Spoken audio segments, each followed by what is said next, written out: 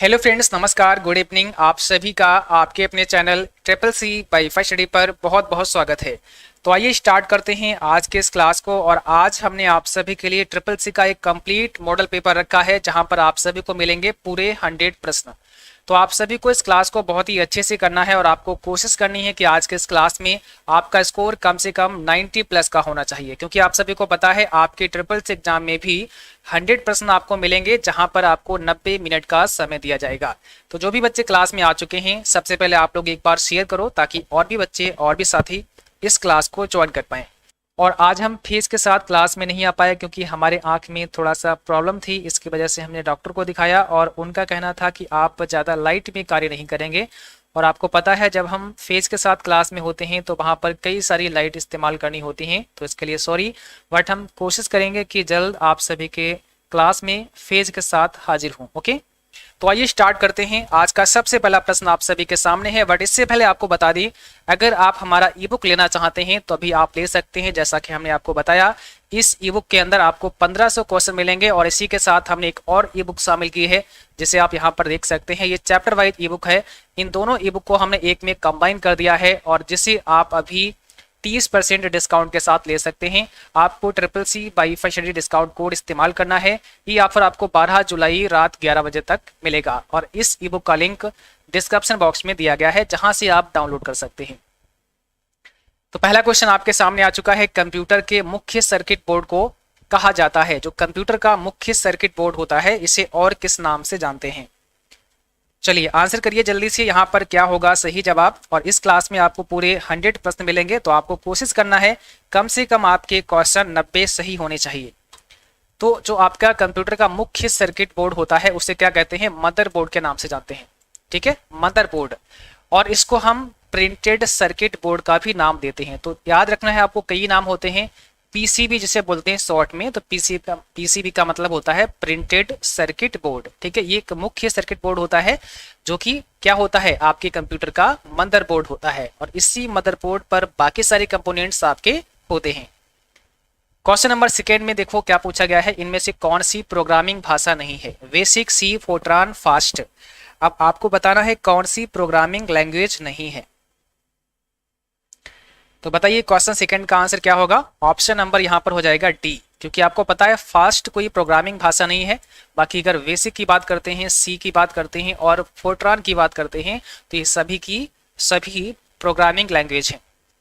Okay, अगला question देखिएगा। यहाँ पर पूछा है एक निबल बराबर है। एक निबल किसके बराबर होता है? और ये क्वेश्चन भी एग्जाम में काफी आता है। एक निबल किसके बराबर होता है आपको बताना है। एक निबल 4 बिट्स के बराबर होता है ना? 4 बिट्स में एक निबल होता है, याद रखना है। और अगर बात करते हैं 8 बिट्स की, तो 8 बिट्स में क्या होता है? एक बाइट होता है। बट 4 बिट्स में एक निबल होता है। ठीक है, क्वेश्चन नंबर देखिए नेक्स्ट पूछा है। निम्नलिखित में से कौन सा स्टोरेज की सबसे बड़ी इकाई है? यहाँ पर जो ऑप्शन दिए हैं इनमें आपको ढूंढना है कि स्टोरेज की सबसे बड़ी यूनिट कौन सी है। जीबी, केबी, एमबी या फिर टीबी। और इस क्लास में आपको सभी प्रकार के प्रश्न मिलेंगे, यानी कि जो 100 प्रश्न हैं ये सभी के सभी मिसलेनियस क्वेश्चन हैं। आपको सभी चैप्टर से यहाँ पर क्वेश्चन थोड़े थोड़े शामिल किए गए हैं। ठीक है, तो चौथे प्रश्न का सही जवाब होगा टीबी, जिसे कहते हैं टेराबाइट। यहाँ पर जो सबसे बड़ी स्टोरेज की यूनिट है, इकाई है, जिसे हम टीबी नाम से जानते हैं, मतलब टेराबाइट। जीबी का मतलब होता है गीगाबाइट, केबी का मतलब होता है किलोबाइट और एमबी का मतलब होता है मेगाबाइट, टीबी का मतलब होता है टेराबाइट। क्वेश्चन नंबर 5 में बताना है एक बाइट में कितने बिट्स का प्रतिनिधित्व किया जाता है, यानी कि एक बाइट में कितने बिट होते हैं। एक बाइट में कितने बिट होते हैं अभी हमने आपको बताया था, है ना? 8 बिट होते हैं। एक बाइट में 8 बिट होते हैं और 4 बिट में एक निबल होता है, अभी हमने आपको बताया था। चलिए अपने क्वेश्चन आप मैच करते रहिए, अपने आंसर आप मैच करते रहिए कि आपने क्या आंसर दिया है और हमने क्या आंसर बताया है, इसको आप मैच करते रहिए और आप थोड़ा सा समझने की कोशिश करिए। ठीक है, और आप मुझे लास्ट में जरूर बताएं कि आपने आज इस क्लास में स्कोर कितना लिया है। द्विआधारी संख्या प्रणाली में कितने अंक होते हैं बताइएगा। द्विआधारी संख्या प्रणाली में कितने अंक होते हैं, यानी कि बाइनरी नंबर सिस्टम में कितने अंक होते हैं। या कई बार आपसे पूछते हैं कि बाइनरी नंबर सिस्टम का बेस कितना होता है, आधार कितना होता है, तो आंसर यहाँ पर हो जाएगा वी, है ना? तो अगला क्वेश्चन आपको बताना है बायोडाटा तैयार करने के लिए निम्न में से किसे इस्तेमाल किया जाता है। अगर आप बायोडाटा बनाना चाहते हैं तो किसका इस्तेमाल करेंगे, कौन सा आप सॉफ्टवेयर इस्तेमाल करेंगे, क्या आप MS वर्ड चलाएंगे, क्या आप MS एक्सेल चलाएंगे, क्या आप दोनों का इस्तेमाल करेंगे, या फिर इसमें से कोई भी करेक्ट आंसर नहीं है। अगर आपको बायोडाटा बनाना है, कोई रिज्यूमे बनाना है, तो आप किसका इस्तेमाल करेंगे। ऑब्वियस है कि आप MS वर्ड का इस्तेमाल करेंगे, तो ऑप्शन पहला यहाँ पे राइट हो जाएगा MS वर्ड। अगर यहीं पर आपका लिब्रे ऑफिस राइटर दिया होता तो आप राइटर सही कर सकते हैं। अगला क्वेश्चन है निम्न में कौन सा हार्डवेयर का उदाहरण नहीं है। और एक चीज और समझो, यहाँ पर अगर मान लिया यहाँ पर राइटर दिया होता तो आप राइटर सही कर सकते थे। अगर यहाँ पर वर्ड प्रोसेसिंग दिया होता तो वर्ड प्रोसेसिंग भी आप सही कर सकते हैं, है ना, क्योंकि ये सारा कार्य वर्ड प्रोसेसिंग में ही तो हम करते हैं। जो वर्ड प्रोसेसिंग प्रोग्राम होते हैं, सॉफ्टवेयर होते हैं, उन्हीं के अंदर तो हम ये काम करते हैं। ठीक है, तो हम यहाँ पर अगर जो ऑप्शन दिया है उसे हमें समझना पड़ेगा कि आप कैसे करेंगे। ठीक है, आपका आंसर क्या होगा। जैसे आपसे कहें कि आपको अभी यहाँ से आपको दिल्ली जाना है, तो दिल्ली जाने के लिए आप क्या करेंगे, आप किसी ना किसी वाहन का इस्तेमाल करेंगे। अब वाहन आपका कोई हो सकता है, वो वाहन आपका हो सकता है कि आपकी बाइक हो सकता है कि आपकी कार हो, कोई भी वाहन हो सकता है, बट वाहन का ही तो इस्तेमाल करेंगे। ऐसे ही अगर हमें बायोडाटा बनाना है, कुछ टाइपिंग का काम करना है, हमें अपना रिज्यूमे बनाना है, तो हमें क्या करना होगा, हमें एक वर्ड प्रोसेसिंग प्रोग्राम इस्तेमाल करना होगा। अब वो वर्ड प्रोसेसिंग प्रोग्राम हमारा कोई भी हो सकता है कि हमारा MS वर्ड हो सकता है कि हमारा राइटर हो। ठीक है, कोई भी हो सकता है। निम्न में से कौन सा हार्डवेयर का उदाहरण नहीं है, बताइए कौन सा इसमें से हार्डवेयर नहीं है। माउस, प्रिंटर, मॉनिटर या एक्सेल, हार्डवेयर का एग्जाम्पल कौन सा नहीं है, तो यहाँ पर देखिएगा ऑप्शन डी है आपका एक्सेल। ये हार्डवेयर नहीं है। एक्सेल आपका एक स्प्रेडशीट प्रोग्राम है। बाकी माउस, प्रिंटर और मॉनिटर इस सभी के सभी हार्डवेयर का एग्जाम्पल है। क्वेश्चन नंबर देखिए 9 में क्या पूछा है, विषम शब्द का प्रयोग करें। मीन्स इसमें से कौन सा विषम शब्द है, यूनिक्स, MS DOS, विंडोज या फिर एक्सेस। अब आपको ढूंढना है इसमें विषम शब्द कौन सा है। ठीक है, इसमें विषम शब्द कौन सा है आपको जल्दी से बताना है। तो यहां पर हो जाएगा D option, access. Option number D आपका राइट है, क्योंकि यूनिक्स, MS DOS और विंडोज की अगर बात करते हैं तो ये क्या है, सभी के सभी ऑपरेटिंग सिस्टम के एग्जाम्पल हैं, है ना, बट आपका एक्सेस ऑपरेटिंग सिस्टम नहीं है। क्वेश्चन देखिए, प्लॉटर है इनपुट डिवाइस, आउटपुट डिवाइस, दोनों या इसमें से कोई नहीं। प्लॉटर किस प्रकार की डिवाइस है, बताइए प्लॉटर किस प्रकार की डिवाइस है। तो आपको पता है प्लॉटर एक आउटपुट डिवाइस है। आपका प्लॉटर हो गया या फिर आपका प्रिंटर हो गया, ये सभी कैसी डिवाइस हैं, आउटपुट डिवाइस हैं, है ना, जिनसे इंफॉर्मेशन हमें मिलती है। वो सारी डिवाइस कैसी होती हैं, आउटपुट डिवाइस होती हैं। अगला क्वेश्चन देखिएगा, किसी फाइल या फोल्डर का नाम देने के लिए डैश कुंजी का प्रयोग किया जाता है। अगर आप किसी फाइल या फोल्डर का नाम देना चाहते हैं तो आप कौन सी की प्रेस कर सकते हैं। तो यहाँ पर कौन सा सही जवाब है, यहाँ पर आपको F2 प्रेस करना होता है। किसी फाइल या फोल्डर को अगर हम नाम देना चाहते हैं तो हम F2 प्रेस कर सकते हैं। यही प्रश्न कुछ ऐसे भी पूछते हैं कि किसी फाइल या फोल्डर को अगर आप रीनेम करना चाहते हैं तो रीनेम करने के लिए भी हम F2 का इस्तेमाल करते हैं। यानी कि हम अगर किसी भी फाइल को रीनेम करना चाहते हैं तो F2 दबा सकते हैं। एक और क्वेश्चन आता है कि लिब्रे ऑफिस राइटर में फार्मूला बार ओपन करने की शॉर्टकट की क्या होती है। तो लिब्रे ऑफिस राइटर में अगर पूछें, जो कि एक वर्ड प्रोसेसिंग प्रोग्राम है, वहां पर फार्मूला बार ओपन करने की शॉर्टकट की भी F2 ही होती है। तो याद रखना है F2 राइटर में फार्मूला बार ओपन करने के लिए भी इस्तेमाल करते हैं। दूसरा, किसी भी सेल को एडिट करने के लिए कौन सी शॉर्टकट की होती है, तब भी आपका F2 आंसर होता है। यानी कि F2 से हम किसी भी सेल को एडिट कर सकते हैं। सेल में जो कंटेंट आपने लिखा है उसको हम एडिट कर सकते हैं। और यहाँ पर पूछा है कि फोल्डर या फाइल का नाम देने के लिए, तो हम ऐसा भी कर सकते हैं। यानी कि यहाँ पर हमारा F2 ही करेक्ट आंसर होगा। अगला क्वेश्चन है, अंडू के लिए शॉर्टकट की होती है। अंडू के लिए क्या शॉर्टकट की होती है, आप जल्दी से बताइएगा, अंडू की शॉर्टकट की क्या होती है। तो यहां पर हो जाएगा कंट्रोल जेड। कंट्रोल जेड से हम अंडू करते हैं। इसका मतलब क्या होता है, लास्ट एक्शन को डिलीट करता है। जो भी आपने लास्ट में वर्क किया होगा उसको ये डिलीट करता है, अंडू करता है। और अगर आपसे कहीं धोखे से डिलीट हो गया तो उसको हम रेडो भी कर सकते हैं कंट्रोल वाई से। ठीक है, कंट्रोल वाई रेडो के लिए होता है इस्तेमाल, कंट्रोल जेड अंडू के लिए इस्तेमाल होता है। क्वेश्चन देखिएगा, यहाँ पे पूछा है कंट्रोल वी का प्रयोग किया जाता है। बताइए कंट्रोल वी का प्रयोग कब करते हैं? बोल्ड करने के लिए करते हैं, इटैलिक करने के लिए करते हैं, नाम परिवर्तन के लिए करते हैं, या फिर इसमें से कोई नहीं? जल्दी से जवाब करना है सभी बच्चों को। यहाँ पे कौन सा राइट आंसर है? तो कंट्रोल बी का इस्तेमाल बोल्ड करने के लिए करते हैं। ठीक है, बोल्ड करने के लिए करते हैं। ऑप्शन यहाँ पर पहला करेक्ट हो जाएगा। अगला क्वेश्चन देखिएगा, लैन किसके लिए उपयोगी है? लैन किसके लिए उपयोगी है आपको बताना है। यहाँ पर सही जवाब क्या है? देखिए जो भी हमने आपको ई बुक प्रोवाइड की है, अगर आपने ये दोनों ई बुक, एक 1500 प्रश्नों की प्लस एक 570 प्रश्नों की चैप्टर वाइज अच्छे से रिवाइज कर लिया, अच्छे से पढ़ ली, तो आप पहली बार में ही अपने एग्जाम को एक बेहतर ग्रेड में पास कर पाएंगे, क्योंकि वहां पर हमने मोस्ट इंपोर्टेंट प्रश्नों को शामिल किया है। ठीक है, और ये सारे प्रश्न आपको उस ई बुक में मिल जाएंगे। लैन किसके लिए इस्तेमाल करते हैं? तो यहां पर क्या हो जाएगा, किसी कंपनी या ऑफिस के लिए, है ना, किसी कंपनी, कार्यालय या ऑफिस के लिए हम लैन का इस्तेमाल करते हैं, जिसका मतलब होता है लोकल एरिया नेटवर्क। अगला क्वेश्चन देखिएगा, www द्वारा उपयोग में लाया जाने वाला प्रोटोकॉल है। www द्वारा उपयोग में लाया जाने वाला प्रोटोकॉल क्या होता है? FTP, HTTP, या फिर WBC, या फिर MTP? www का मतलब होता है वर्ल्ड वाइड वेब, और इसके द्वारा उपयोग में लाया जाने वाला प्रोटोकॉल क्या होता है? HTTP, जिसे हाइपर टेक्स्ट ट्रांसफर प्रोटोकॉल कहते हैं। और आपने नाम सुना होगा HTTPS का, अगर यहाँ पर S को जोड़ देते हैं तो ये क्या हो जाता है? सिक्योर हो जाता है। जब भी आप वेब ब्राउजर में किसी वेबसाइट को टाइप करते हैं, भले ही आपने HTTP ना लगाया हो, जैसे अगर आप टाइप करते हैं www.cccbyfirst.com और जैसे आप एंटर करेंगे तो ऑटोमेटिक उस वेब ब्राउजर में HTTP आ जाएगा, और जो वेबसाइट सिक्योर होगी वहां पर HTTPS आ जाएगा।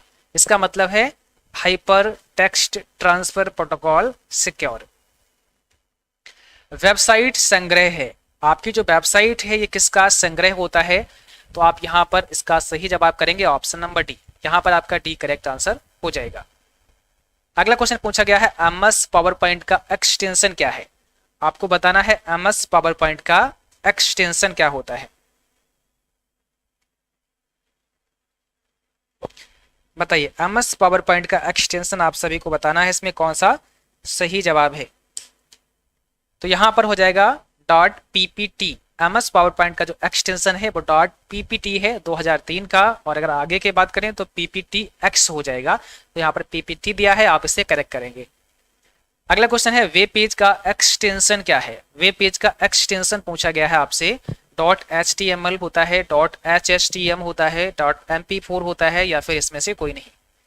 तो आप सभी जवाब भेजो, और जल्दी से भाई आप सभी बच्चे क्लास को शेयर करो, ताकि और भी बच्चे और भी साथी इस क्लास को ज्वाइन कर पाएं, क्योंकि यहाँ पर आप सभी के लिए काफ़ी मोस्ट इंपॉर्टेंट प्रश्नों को शामिल किया गया है जो आपके एग्जाम में अक्सर पूछे जाते हैं।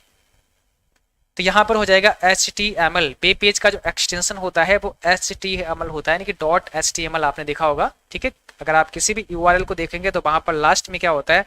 .html आपको दिखाई देता है। किसी इमेज फाइल का एक्सटेंशन क्या होता है? किसी इमेज फाइल का एक्सटेंशन आपको बताना है। .jpg होता है, .emr होता है, mp3 होता है, या फिर इसमें से कोई नहीं? कोई भी इमेज फाइल है उसका एक्सटेंशन यहाँ पर कौन सा हो जाएगा? .jpg। ठीक है, यहाँ पर क्या हो जाएगा? ऑप्शन पहला .jpg। इसका मतलब होता है ज्वाइंट फोटोग्राफिक ग्रुप। और एक आपने सुना होगा .jpeg, इसका मतलब होता है ज्वाइंट फोटोग्राफिक एक्सपर्ट ग्रुप। दोनों क्या है? इमेज फाइल फॉर्मेट है। विंडोज किस प्रकार का सॉफ्टवेयर है? CUI है, GUI है, MUI है, या फिर LUI है? तो विंडोज किस प्रकार का सॉफ्टवेयर है, किस प्रकार का ऑपरेटिंग सिस्टम है? जैसा कि हमने आपको पिछले क्लास में बताया, विंडोज आपका एक प्रकार का ग्राफिकल यूजर इंटरफेस है, तो यहाँ पर हो जाएगा V, है ना। GUI है, जिसे कहते हैं ग्राफिकल यूजर इंटरफेस। क्वेश्चन पूछा गया है, चमकते बिंदु जो किसी लेख में आपकी स्थिति दिखाता है उसे कहते हैं, यानी कि ब्लिंकिंग पॉइंट। आपने देखा होगा जब आप कुछ लिखते हैं, कोई डॉक्यूमेंट वगैरह बनाते हैं, टाइप करते हैं, तो उस समय एक आपको ब्लिंकिंग पॉइंट दिखाई देता रहता है, जिसे हम किस नाम से जानते हैं? जैसा कि अभी आप यहाँ देख सकते हैं, यहाँ पर ये ब्लिंक कर रहा है, तो इसको आप क्या बोलते हैं? कर्सर का नाम देते हैं। तो हमारा सी ऑप्शन यहाँ पे राइट है, कर्सर। एक निबल 4 विट के बराबर होता है, क्या ये सही है? देखिए, एक ही प्रश्न कई तरह से पूछा जा सकता है ना, तो ये चीज आपको आनी चाहिए, बट पूछने का ढंग चेंज हो सकता है। एक निबल 4 बिट के बराबर होता है, बिल्कुल सही है, अभी हमने आपको बताया एक निबल 4 बिट के बराबर होता है, और जहां पर 8 बिट होते हैं वहां पर 1 बाइट हो जाता है। अगला क्वेश्चन है, दूसरी पीढ़ी में माइक्रो प्रोसेसर पेश किया गया था, यानी कि सेकेंड जनरेशन में माइक्रो प्रोसेसर आया था, क्या ये सही है? तो ये हो जाएगा फॉल्स, है ना, ऑप्शन नंबर बी यहाँ पे करेक्ट होगा, ये आपका फॉल्स है। अगला क्वेश्चन देखिएगा, मनरेगा किससे संबंधित है? काफी इंपॉर्टेंट प्रश्न है। मनरेगा आपने नाम सुना होगा, ये किससे संबंधित है? व्यापार, पर्यटन, रोजगार या फिर इसमें से कोई नहीं? तो मनरेगा किससे संबंधित है, आपको आंसर करना है, इसमें कौन सा सही जवाब हो जाएगा? सही जवाब है ऑप्शन सी, रोजगार से संबंधित है मनरेगा। ठीक है, रोजगार से संबंधित है। अगला क्वेश्चन देखिएगा, अतुल्य ऐप किससे संबंधित है? पर्यटन, व्यापार, नौकरी या फिर कोई नहीं? आपको बताना है अतुल्य ऐप किससे संबंधित है।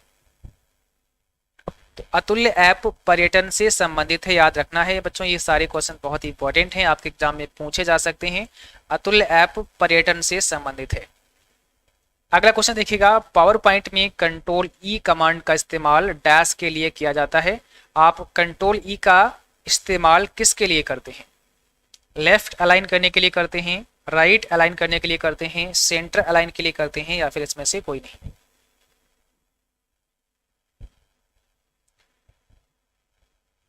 तो यहां पर हो जाएगा ऑप्शन सी, सेंटर अलाइन के लिए हमें कंट्रोल ई इस्तेमाल करना होता है, राइट अलाइन के लिए कंट्रोल आर इस्तेमाल करते हैं, और लेफ्ट अलाइन के लिए हम कंट्रोल एल इस्तेमाल करते हैं। सो हमारा यहाँ पे करेक्ट आंसर ऑप्शन सी होगा। क्वेश्चन देखिएगा, वी टैग का इस्तेमाल कहाँ होता है? आपने देखा होगा वी टैग इस्तेमाल करते हैं, तो ये कहाँ इस्तेमाल होता है? HTML में, Photoshop, Word, none of these? तो यहाँ पर हो जाएगा ऑप्शन पहला। अगर आपने HTML पढ़ा है तो आपने देखा होगा वहां पर वी टैग इस्तेमाल करते हैं, तो यहाँ पर हमारा ऑप्शन नंबर पहला करेक्ट है। क्वेश्चन देखिएगा, अगला पूछा गया है, रुपे कार्ड सर्वप्रथम किस बैंक ने जारी किया? रुपे कार्ड सर्वप्रथम किस बैंक ने जारी किया? रुपे कार्ड सबसे पहले किस बैंक ने जारी किया? तो सही जवाब है यहाँ पर ऑप्शन बी, SBI ने, स्टेट बैंक ऑफ इंडिया। अतुल्य ऐप कब शुरू हुआ, ये बताना है। ठीक है, अतुल्य ऐप कब शुरू हुआ? अभी आपने देखा अतुल्य ऐप का किस लिए इस्तेमाल करते हैं या किससे संबंधित है, तो ये पर्यटन से संबंधित है, बट कब ये स्टार्ट हुआ, कब लॉन्च हुआ? तो सही जवाब होगा ऑप्शन नंबर बी, 2002 में अतुल्य ऐप शुरू हुआ।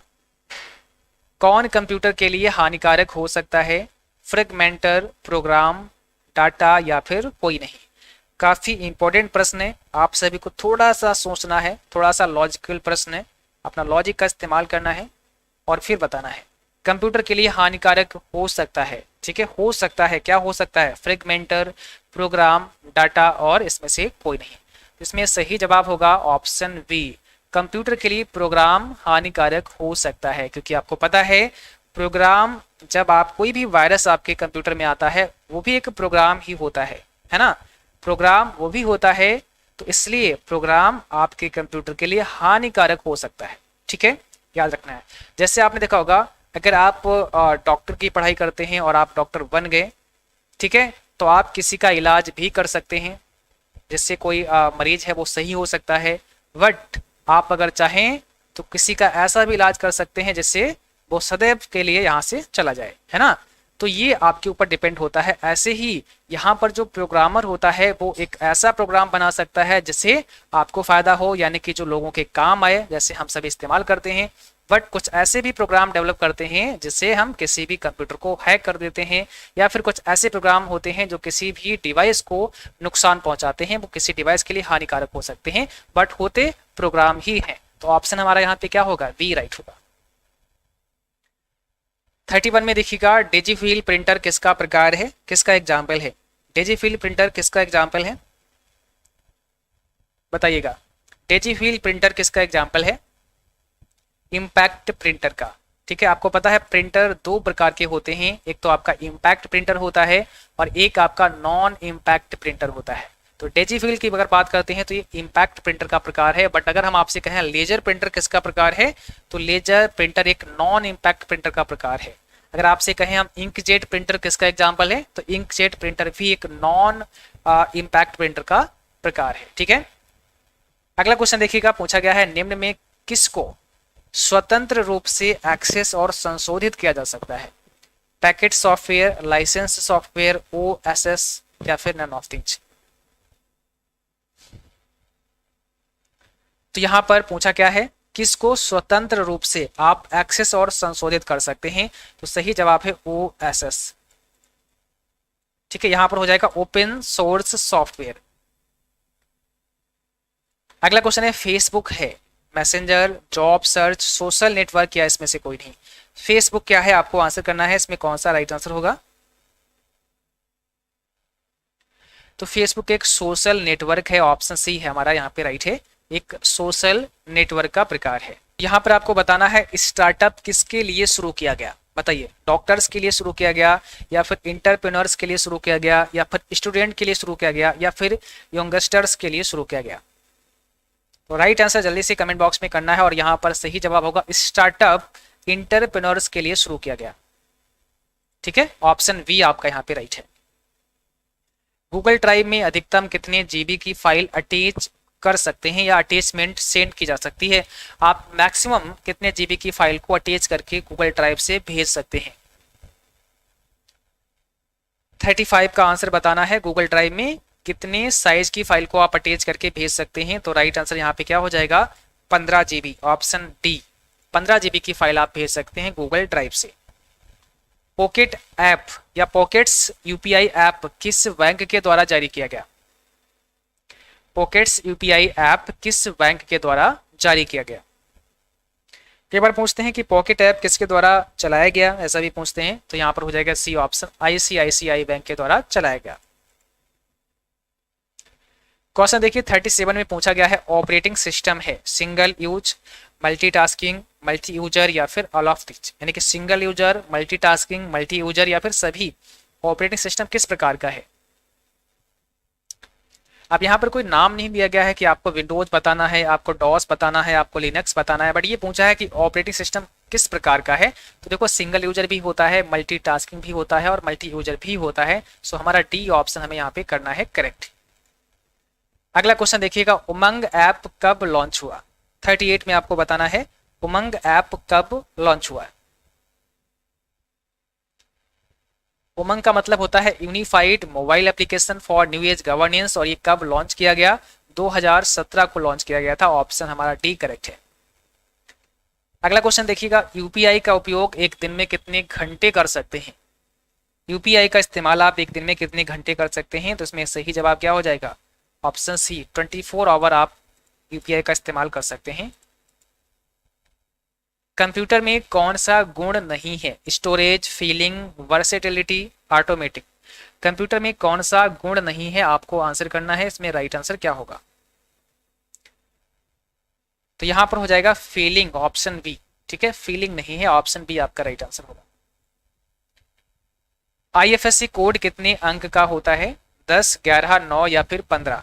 आईएफएससी कोड कितने अंक का होता है, कितने डिजिट होते हैं आपके आईएफएससी कोड में, बताइएगा।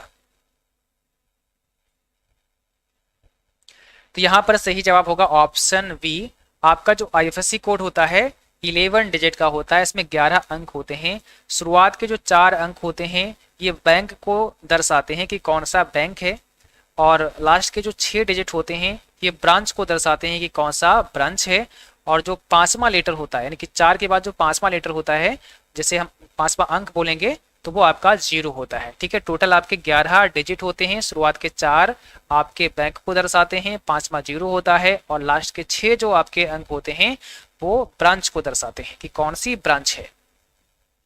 डिजी लॉकर में अधिकतम कितने साइज का फाइल अपलोड कर सकते हैं, आप डिजी लॉकर में कितने साइज का फाइल अपलोड कर सकते हैं मैक्सिमम,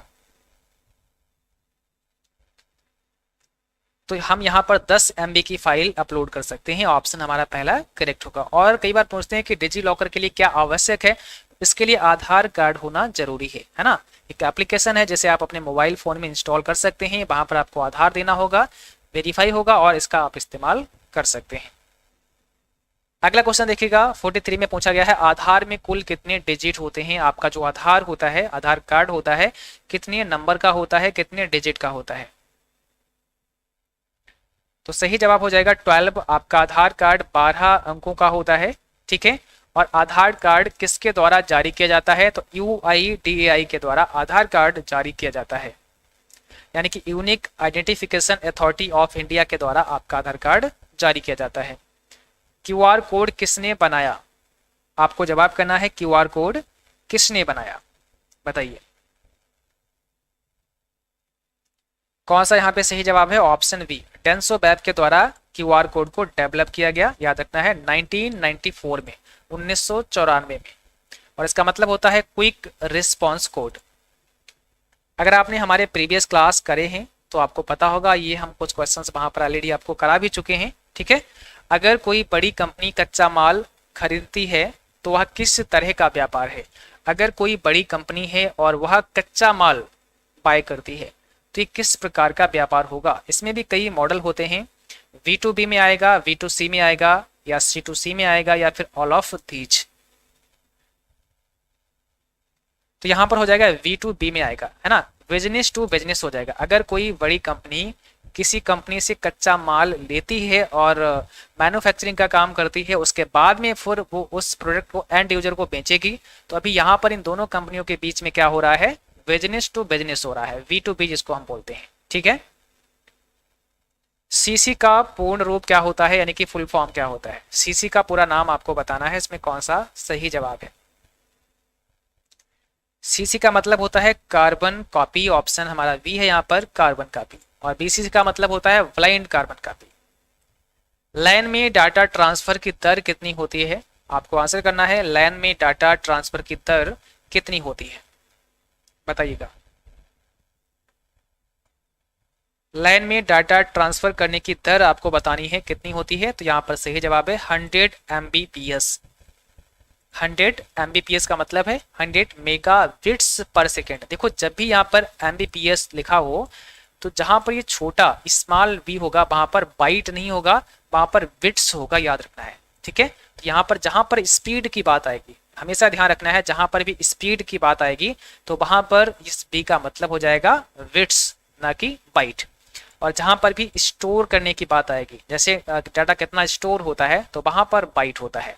और आप ऐसे भी समझ सकते हैं अगर यहाँ पर स्मॉल है तो ये फिर बिट होगा, तो इसका मतलब होता है मेगा बिट्स पर सेकेंड। लैन में कौन सी टोपोलॉजी नहीं होती है, बस स्टार मेस या फिर कोई नहीं, तो बताइएगा लैन में कौन सी टोपोलॉजी नहीं होती है। लैन में कौन सी टोपोलॉजी नहीं होती है। लैन का मतलब लोकल एरिया नेटवर्क, और यहां पर सही जवाब है मेस, ऑप्शन नंबर सी आपका करेक्ट है। अगला क्वेश्चन देखिएगा, हेल्प के लिए किस शॉर्टकट कुंजी का इस्तेमाल किया जाता है। हेल्प के लिए आप किस शॉर्टकट की का इस्तेमाल करते हैं, यहाँ पे एल ला होगा, सॉरी, ठीक है। किस शॉर्टकट की का इस्तेमाल करते हैं, तो आपको पता है F1 का इस्तेमाल करते हैं हेल्प के लिए।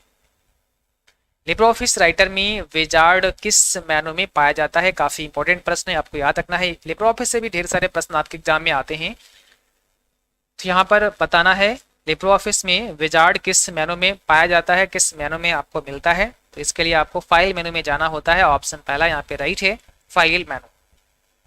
अगला क्वेश्चन पूछा है, कैल्क में किसी सेल की चौड़ाई बढ़ाने के लिए किस शॉर्टकट की का इस्तेमाल करते हैं। अगर आप कैल्क में किसी सेल की चौड़ाई को बढ़ाते हैं तो कौन सी शॉर्टकट की इस्तेमाल करेंगे। और ये क्वेश्चन काफी पॉपुलर है जो भी आप कर रहे हैं, क्योंकि अक्सर ये एग्जाम में देखे गए प्रश्न है, बहुत सारे प्रश्न हमारे पास बच्चे भेजते हैं, तो वहां पर इस प्रकार से ढेर सारे क्वेश्चन हमारे पास आते हैं कि सर हमारे एग्जाम में ऐसा क्वेश्चन पूछा गया है, ठीक है। तो यहाँ पर क्या हो जाएगा आपका सही जवाब, बताइए। ऑप्शन पहला आपका राइट हो जाएगा। अल्ट के साथ में आपको राइट एरो प्रेस करना है, अल्ट के साथ में आपको राइट एरो प्रेस करना है। अगर आप सेल की चौड़ाई को बढ़ाना चाहते हैं तो अल्ट के साथ में आपको राइट एरो इस्तेमाल करना होगा, ठीक है। अगला क्वेश्चन देखिएगा, निम्न में कौन सी वैज्ञानिक कंप्यूटर भाषा है। और जब भी आपका एग्जाम हो, जो भी क्वेश्चन आपको अपने एग्जाम में याद रहे, आप हमें अपने प्रश्न जरूर भेजें। प्रश्न आप हमें व्हाट्सएप पर भी भेज सकते हैं या फिर हमें मेल कर सकते हैं। व्हाट्सअप नंबर हमारा है 9452299436। और अगर आप मेल करना चाहते हैं तो info.ccwifi@gmail.com पर हमें मेल कर सकते हैं।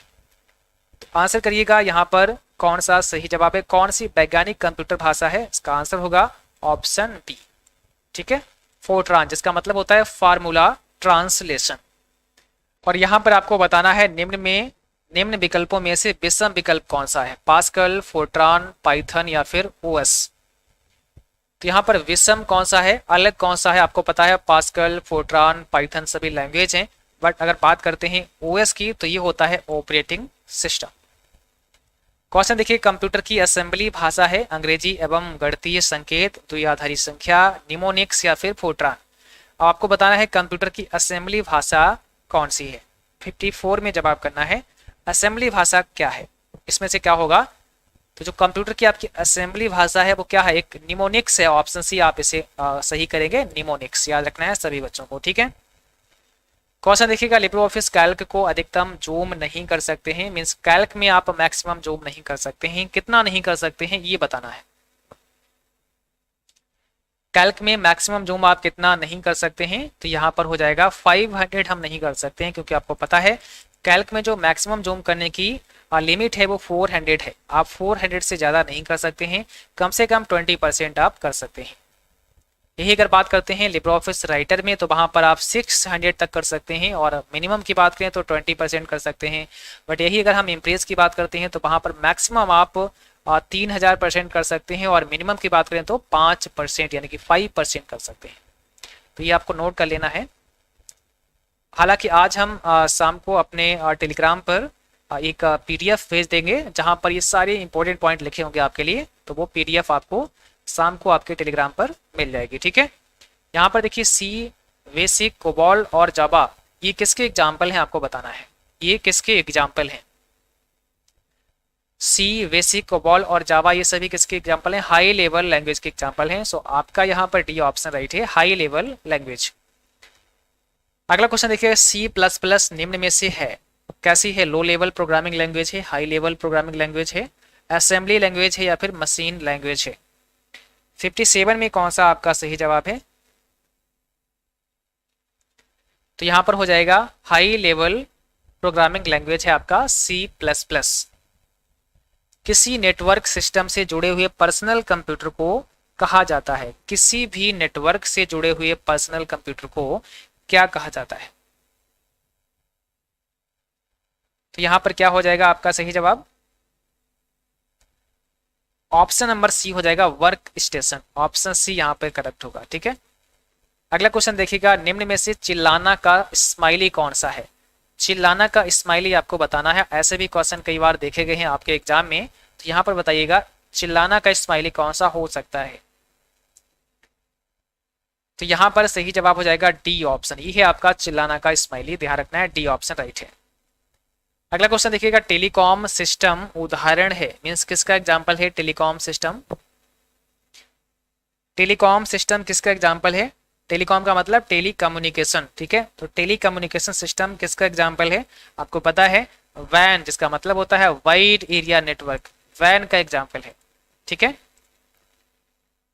KYC के तहत बैंक द्वारा मांगे जाने वाले दस्तावेज हैं। KYC के तहत बैंक द्वारा कौन से दस्तावेज मांगे जाते हैं, पासपोर्ट, मतदाता पहचान पत्र, ड्राइविंग लाइसेंस या फिर ये सभी।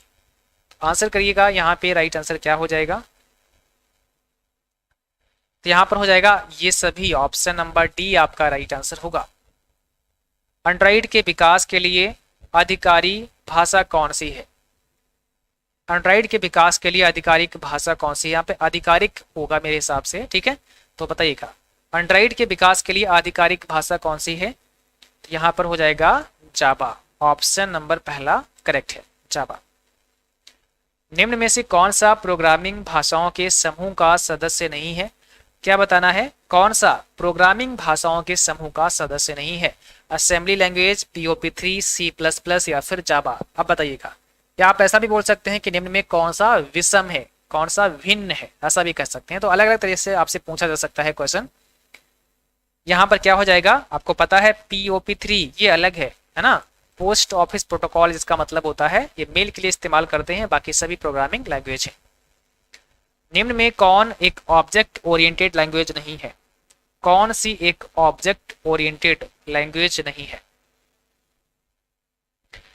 तो यहां पर क्या होगा सही जवाब? कौन सा एक ऑब्जेक्ट ओरिएंटेड लैंग्वेज नहीं है? ऑप्शन हमारा पहला ही करेक्ट है, सी। ठीक है, अगला देखिए क्वेश्चन, निम्न में कौन सा एक मशीन स्तर भाषा है, यानी कि मशीन स्तरीय भाषा कौन सी है? जो कंप्यूटर की भाषा है जिसे कंप्यूटर आसानी से समझ सकता है, तो मशीन स्तरीय भाषा आपको बतानी है सी प्लस प्लस, जावा, पाइथन और इसमें से कोई नहीं। तो यहाँ पर सही जवाब हो जाएगा नन ऑफ दीज। और यहाँ पर आपको बताना है what is the maximum attachment size in Gmail, यानी कि जीमेल में आप मैक्सिमम जो फाइल का साइज है वो कितना अटैच कर सकते हैं। 10 GB का कर सकते हैं, 15 MB का कर सकते हैं, 25 MB का कर सकते हैं या फिर 20 GB का कर सकते हैं। तो यहाँ पर सही जवाब होगा ऑप्शन नंबर सी, 25 MB का आप जो साइज है साइज की फाइल को आप अटैच कर सकते हैं जीमेल में। ठीक है, और यहाँ पर आपको बताना है what is the full form of SRAM। तो आप सभी को SRAM का पूरा नाम बताना है, इसमें कौन सा करेक्ट आंसर है। SRAM का मतलब क्या होता है? तो सही जवाब यहाँ पे क्या होगा? स्टैटिक रैंडम एक्सेस मेमोरी, यानी कि SRAM यहाँ पे सही हो जाएगा, यानी कि SRAM का मतलब हो जाएगा स्टैटिक रैम। तो ऑप्शन बी आपका राइट है। SRAM का मतलब स्टैटिक रैम और रैम का मतलब रैंडम एक्सेस मेमोरी। ठीक है, तो सो बी ऑप्शन आपका यहाँ पे राइट आंसर है। और यहाँ पर आपको बताना है सी प्रोग्रामिंग लैंग्वेज को किसने बनाया था, मीन्स सी प्रोग्रामिंग भाषा को किसने डेवलप किया था। तो इसमें कौन सा राइट आंसर होगा? सी प्रोग्रामिंग लैंग्वेज को डेवलप किसने किया था? डेनिस रिची के द्वारा इसे डेवलप किया गया था। ऑप्शन डी राइट है। निम्न में कौन सी में लूप का प्रकार नहीं है? बताइएगा, यहाँ पे कौन सा सही जवाब हो जाएगा? कौन सी में लूप का प्रकार नहीं है? तो यहाँ पर हो जाएगा option B, F else. Option B आपका करेक्ट आंसर है। ऑटोमेटिक स्पेलिंग चेक करने के लिए कौन सी शॉर्टकट की इस्तेमाल करते हैं? ऑटोमेटिक स्पेलिंग चेक करने की शॉर्टकट की क्या होती है? बताइएगा। तो यहाँ पर आपका सही जवाब है option D, none of these, क्योंकि आपको पता है ऑटोमेटिक स्पेल चेक करने की शॉर्टकट की होती है शिफ्ट F7। शिफ्ट F7 का इस्तेमाल करते हैं और यहाँ पर दिया है F7, कंट्रोल F7 और अल्ट F7। सो यहाँ पर हमारा राइट आंसर हो जाएगा option D, none of these. और जब भी आपसे पूछें कि स्पेलिंग चेक करने की शॉर्टकट की क्या होती है, तो वहां पर फिर सही जवाब होगा केवल F7। अगला क्वेश्चन है, लिब्रो ऑफिस में Microsoft office format DOCX, PPTX, XLSX को ओपन करने सेव करने के लिए समर्थन शामिल है, क्या ये सही है? जल्दी से जवाब करना है, इसका राइट आंसर क्या हो जाएगा। ठीक है, तो बिल्कुल सही है, ऑप्शन यहाँ पे पहला करेक्ट होगा, ये ट्रू होगा। सी भाषा में डैश दबाकर किसी प्रोग्राम को कंपाइल किया जाता है। अगर आप सी भाषा में किसी प्रोग्राम को कंपाइल करते हैं तो क्या आपको शॉर्टकट का इस्तेमाल करना होता है ना? किस शॉर्टकट के से आप कंपाइल करा सकते हैं? ऑप्शन नंबर यहाँ पर हो जाएगा सी, अल्ट F9 से हम कंपाइल करते हैं। ऑप्शन हमारा डी, सॉरी ऑप्शन हमारा सी करेक्ट होगा। निम्न में कौन से ऑपरेटिंग सिस्टम का विकास भारत की सरकारी एजेंसी ने किया था? ये भी काफी इंपॉर्टेंट प्रश्न है, आप सभी को बताना है कौन से ऑपरेटिंग सिस्टम का विकास भारत की सरकारी एजेंसी ने किया था। तो यहां पर हो जाएगा बॉस, BOSS, मतलब भारत ऑपरेटिंग सिस्टम सॉल्यूशन। ठीक है, भारत ऑपरेटिंग सिस्टम सॉल्यूशन इसका राइट आंसर है ऑप्शन बी।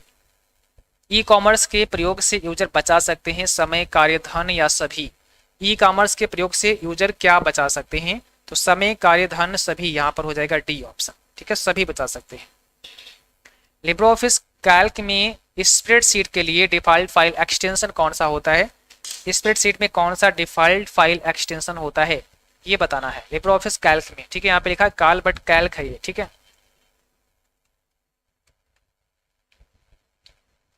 बताइएगा कौन सा सही जवाब है। ऑप्शन नंबर बी यहाँ पे करेक्ट होगा, .ods। अगला क्वेश्चन देखिएगा, फेसबुक मैसेंजर किस प्रकार का है? आपको बताना है फेसबुक मैसेंजर किस प्रकार का है। सोशल साइट है, ईमेल, इंस्टेंट मैसेजिंग या फिर नन ऑफ दीज। और बताना क्या है फेसबुक मैसेंजर। तो हमने आपको बताया था फेसबुक मैसेंजर किससे संबंधित है, ये आपका इंस्टेंट मैसेजिंग है, यानी कि IM का एक प्रकार है। ठीक है। और कई बार पूछते हैं कि फेसबुक मैसेंजर किससे संबंधित है, तो ये फेसबुक से संबंधित है, ये भी ध्यान रखना है। बट एक इंस्टेंट मैसेजिंग का एग्जाम्पल है, एक IM का एग्जाम्पल है, जहां पर हम रियल टाइम में कम्युनिकेशन कर सकते हैं। व्हाट्सएप ग्रुप में अधिकतम कितने सदस्य हो सकते हैं, मैक्सिमम कितने सदस्य हो सकते हैं व्हाट्सएप ग्रुप में, तो यहाँ पर सही जवाब होगा 256, ऑप्शन पहला करेक्ट है। अगला क्वेश्चन है IMEI नंबर देखने के लिए किस कोड का प्रयोग करते हैं, कौन सा कोड इस्तेमाल करते हैं IMEI नंबर को देखने के लिए। *#06# का इस्तेमाल करते हैं, ऑप्शन यहाँ पर सी आपका राइट होगा, *#06#। लिब्रे ऑफिस कैल्क में cell format dialog box open करने की शॉर्टकट कुंजी क्या होती है, cell format dialog box open करने की शॉर्टकट कुंजी क्या होती है, तो सही जवाब होगा कंट्रोल के साथ में 1 आपको प्रेस करना होता है, ठीक है, option B. Libre Office Impress में जूम का न्यूनतम साइज कितना होता है, बताइए जूम का न्यूनतम साइज कितना होता है, तो यहाँ पर हो जाएगा ऑप्शन पहला 5% होता है। जूम का न्यूनतम साइज कितना होता है, 5% होता है। FD पर कंपाउंड इंटरेस्ट पैड की जाती है, मंथली, क्वार्टरली, हाफ ईयरली या फिर ईयरली। FD का मतलब फिक्स डिपॉजिट है ना, इस पर जो कंपाउंड इंटरेस्ट पैड की जाती है आपको बताना है, क्या ये मंथली होगा, क्वार्टरली होगा, हाफ ईयरली होगा या फिर ईयरली होगा। तो यहाँ पर सही जवाब है ऑप्शन बी क्वार्टरली, ठीक है, ऑप्शन बी आपका राइट होगा। अगला क्वेश्चन देखिएगा, PMJDY की फुल फॉर्म क्या होती है, PMJDY का पूरा नाम आपको बताना है, और यहाँ पर सही जवाब क्या है, ऑप्शन बी प्रधानमंत्री जनधन योजना इसका फुल फॉर्म होता है, प्रधानमंत्री जनधन योजना। सबसे ज्यादा उपयोग होने वाले TCP/IP प्रोटोकॉल है कौन सा, HTTP है, HTTPS है, FTP है या फिर ऑल ऑफ दीज। तो यहां पर सही जवाब हो जाएगा option D all of these, ठीक है। निम्न में कौन सा बड़ा डेटा ढांचा जिसे हम फ्रेमवर्क बोलते हैं गूगल द्वारा विकसित किया गया था, निम्न में कौन सा बड़ा डेटा ढांचा गूगल द्वारा विकसित किया गया था, 84 का जवाब करना है। तो यहां पर हो जाएगा आपका मैप रिड्यूस, याद रखना है ऑप्शन पहला है मैप रिड्यूस। अगला क्वेश्चन देखिएगा, पहला IoT डिवाइस कौन सा था, पहला IoT डिवाइस कौन सा था, तो यहाँ पे कौन सा सही जवाब है, याद रखना है ATM मशीन, ऑप्शन पहला करेक्ट होगा। और यहाँ पर आपको बताना है main memory is also called primary memory, यानी कि मेन मेमोरी को प्राइमरी मेमोरी भी कहा जाता है, तो यहाँ पे कौन सा सही जवाब होगा, बिल्कुल सही, ऑप्शन पहला करेक्ट हो जाएगा, मेन मेमोरी को प्राइमरी मेमोरी भी कहा जाता है, राइट आंसर है। और यहाँ पर आपको बताना है CD-ROM है, CD-ROM किस प्रकार की मेमोरी है, जल्दी से आपको जवाब करना है, CD-ROM किस प्रकार की मेमोरी है, semiconductor, memory register, magnetic memory या फिर नन ऑफ द अबव। तो सही जवाब होगा नन ऑफ द अबव, क्योंकि आपको पता है CD-ROM जैसे compact disc read only memory कहा जाता है, यह एक ऑप्टिकल मेमोरी है, यह ऑप्टिकल स्टोरेज डिवाइस आप इसे बोल सकते हैं। तो ना ही ये सेमीकंडक्टर है, ना ही ये रजिस्टर है, ना ही यह मैग्नेटिक मेमोरी है, ठीक है, एक ऑप्टिकल स्टोरेज डिवाइस के अंतर्गत आती है। निम्न में कौन कंप्यूटर का वर्गीकरण नहीं है, बताइएगा कौन सा कंप्यूटर का वर्गीकरण नहीं है, man frame, max frame, mini या फिर नोटबुक। तो यहां पर हो जाएगा मैक्स फ्रेम ही नहीं है, ऑप्शन हमारा वी करेक्ट है, मैक्स फ्रेम। कंप्यूटर डैश से मिलकर बनता है, सेंट्रल प्रोसेसिंग यूनिट से, मेमोरी से, इनपुट एंड आउटपुट यूनिट से या फिर ऑल ऑफ द अबव। तो कंप्यूटर डैश से मिलकर बना होता है या किससे मिलकर बना होता है, इसमें कौन सा सही जवाब है, तो यहाँ पर हो जाएगा option D all of the above, यानी कि उपरोक्त सभी आपका सही जवाब है। दुनिया का पहला सामान्य उद्देश्य इलेक्ट्रॉनिक डिजिटल कंप्यूटर कौन सा है, दुनिया का पहला सामान्य उद्देश्य इलेक्ट्रॉनिक डिजिटल कंप्यूटर कौन सा है, तो यहाँ पर सही जवाब होगा ENIAC, ऑप्शन नंबर सी आपका करेक्ट आंसर है, ENIAC। अगला क्वेश्चन देखिए, जरूरी फाइलों को गलती से या जानबूझकर डिलीट होने से बचाने के लिए डैश करना अच्छा रास्ता है, हिडन, सिक्योर, रीड ओनली या फिर डिलीट। कौन सा यहाँ पे राइट आंसर है,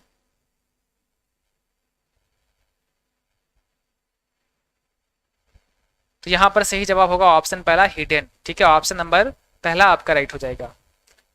क्रॉप का प्रयोग किया जाता है पिक्चर के किसी भाग को काटने के लिए, पिक्चर के किसी भाग को छोटा करने के लिए, पिक्चर को रोटेट करने के लिए या पिक्चर को डिलीट करने के लिए।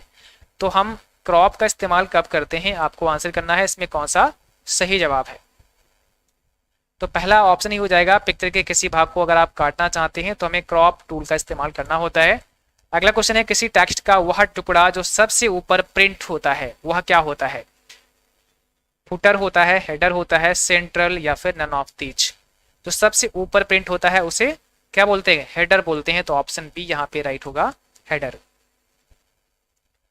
लिब्रे ऑफिस में स्प्रेडशीट क्या है, बताइए। लिब्रे ऑफिस में स्प्रेडशीट क्या है? ड्रॉ, इम्प्रेस, कैल्क या फिर राइटर। स्प्रेडशीट किसे कहते हैं लिब्रे ऑफिस में? तो आपको पता है कैल्क को कहा जाता है। कैल्क क्या है? एक स्प्रेडशीट प्रोग्राम है। निम्न में से कौन सा मार्जिन बदलने के लिए प्रयोग करते हैं? निम्न में कौन सा आप मार्जिन बदलने के लिए इस्तेमाल करते हैं, बताइए। यहां पे कौन सा सही जवाब है? तो यहाँ पर आपका सही जवाब हो जाएगा page setup dialog box. Option B यहाँ पे राइट है, पेज सेटअप डायलॉग बॉक्स। प्रेषक को वापस लौट आने वाला मेल क्या कहलाता है? प्रेषक को वापस लौट आने वाला मेल क्या कहलाता है, बताइएगा। सही जवाब होगा बाउंस मेल कहलाता है। अगर आप किसी को मेल करते हैं और आपको ही वापस लौट आता है, कई बार ऐसा होता है हमने जिसको मेल भेजा उसका मेल एड्रेस ही गलत है, तो आपको एक बाउंस मेल प्राप्त होता है जिसे हम बाउंस मेल कहते हैं। तो जिसने भेजा होता है उसी के पास वापस जाएगा, उसे कहते हैं बाउंस मेल। लिस्ट सर्वर क्या करता है? लिस्ट सर्वर क्या करता है? सूची बनाता है, डाक छांटता है, मेलिंग लिस्ट का प्रबंध करता है या फिर इसमें से कोई नहीं। लिस्ट सर्वर क्या करता है? तो ऑप्शन सी है, मेलिंग लिस्ट का प्रबंध करता है। सी ऑप्शन यहाँ पे करेक्ट है। अगला क्वेश्चन देखिएगा, यदि मेलिंग लिस्ट में दर्ज सभी सदस्यों को संदेश भेजना हो तो कौन सा कमांड प्रयोग करना होता है? यदि मेलिंग लिस्ट में दर्ज सभी सदस्यों को संदेश भेजना हो तो कौन सा कमांड प्रयोग करना होता है? ऑप्शन पहला हो जाएगा मेल रिफ्लेक्टर। ऑप्शन नंबर पहला करेक्ट है। अगला क्वेश्चन देखिएगा, DIR पर एरर फिक्स करने का सबसे अच्छा टूल है, क्या होगा सही जवाब? तो यहां पर क्या हो जाएगा आपका ऑप्शन बी, स्कैन डिस्क। ठीक है, ऑप्शन नंबर बी आपका राइट है। अचानक डिलीट फाइल को किस कमांड के द्वारा रिकवर किया जा सकता है? अचानक डिलीट फाइल को किस कमांड के द्वारा रिकवर किया जा सकता है, बताइए। तो आप उसे रीस्टोर कर सकते हैं। सी ऑप्शन करेक्ट है आपका, रीस्टोर आप उन्हें कर सकते हैं। तो आज की क्लास बस यहीं तक थी। आई होप आप सभी को क्लास पसंद आई होगी। क्लास अच्छी लगी हो उसको लाइक शेयर करें, और जो भी साथी चैनल पर पहली बार हैं आप सभी सब्सक्राइब करें, साथ में बेल आइकन भी ऑन करें ताकि आपको नोटिफिकेशन भी मिलता रहे।